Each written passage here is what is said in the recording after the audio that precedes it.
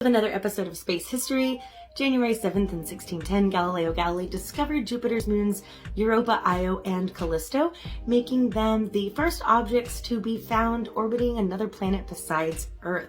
Their radius was larger than any of the dwarf planets, and they were among the largest objects in the solar system, with the exception of the Sun and 8 planets. These moons were discovered after Galileo had made adjustments to his telescope, enabling him to observe celestial bodies more distinctly than ever, which was groundbreaking at the time to discover celestial bodies orbiting something other than the Earth, because it went against the then accepted Ptolemaic world system, which was the geocentric theory that everything orbited the Earth.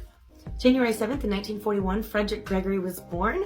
Fred was an American test pilot who flew 550 combat missions during Vietnam, and he was a NASA astronaut from 78 to 93, where he flew 3 space shuttle missions. So happy 81st birthday, Fred. January 7th in 1970, NASA issued instructions to delete the Apollo 20 mission from the program.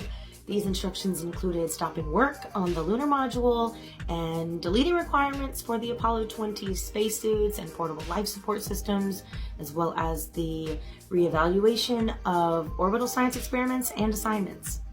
Although the final Apollo missions were canceled, they didn't stop. They began working on the Skylab, which was a part of the Apollo program.